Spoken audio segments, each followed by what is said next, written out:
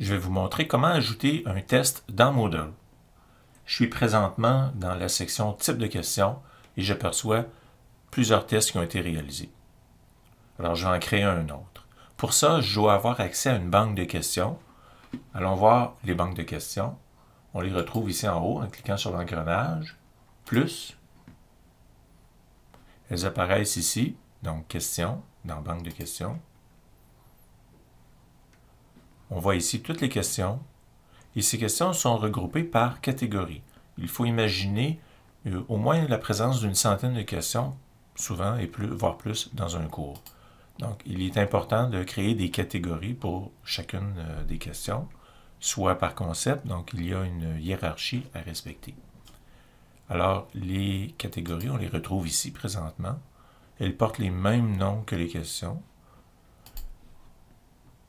Mais est-ce que c'est par univers, par compétence, par différents moyens d'identification? Ça, c'est une chose à définir avant de débuter la création des questions.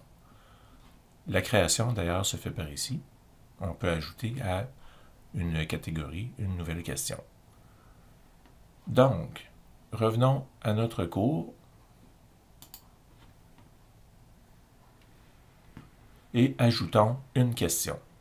Pour ça, je dois passer en mode édition.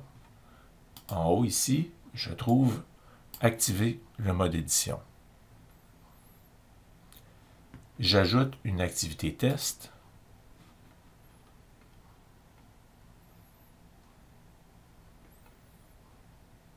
Ici.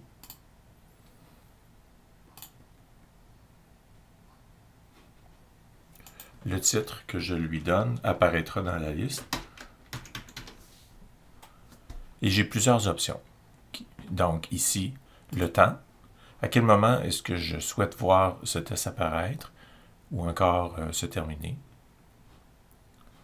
Si je coche ici « Fermer le test », dans un calendrier, je verrai la tâche dont la date limite est attendue. Dans le tableau de bord de l'élève, l'élève voit la date d'échéance, la chose attendue. Dans Notes,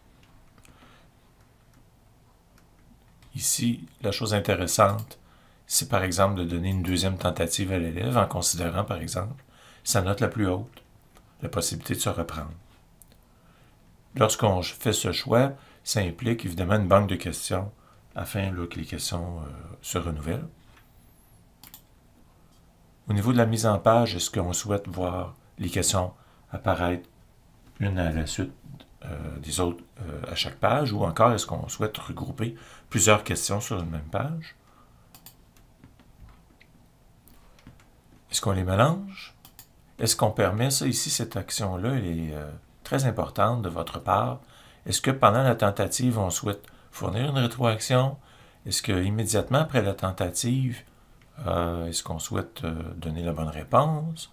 Un peu plus tard, soit quelques minutes après que le test ait été terminé, fournir l'accès à la bonne réponse, afin d'éviter que l'élève immédiatement ait ces informations, lui laisser le temps de réfléchir et ensuite se reprendre. Ou sinon, aimez-vous mieux attendre la date d'échéance du test, donc la date qui avait été précisée ici, fermer le test, pour que l'élève connaisse la bonne réponse et ait accès au feedback global. Donc ce sont des décisions là, qui sont à considérer avant la création de l'activité test. Les restrictions, c'est très intéressant. Ici, on peut placer une clé, par exemple.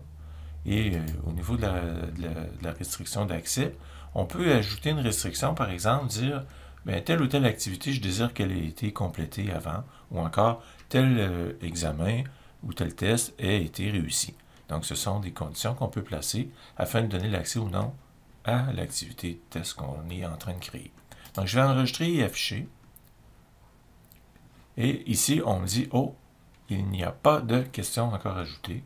Donc, je peux ici cliquer « Modifier le test » et ajouter des questions.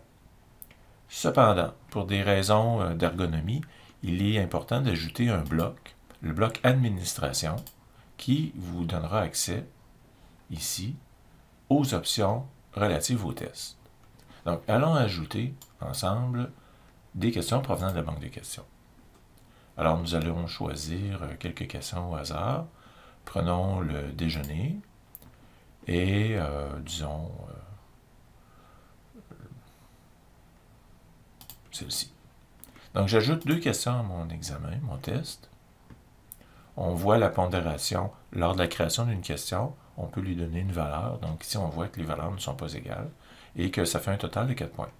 J'enregistre et je vais aller tester cette activité test.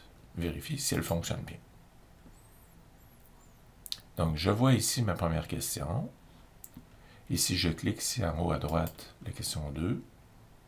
Je vois la fameuse question sur les aliments. Donc, mon test est accessible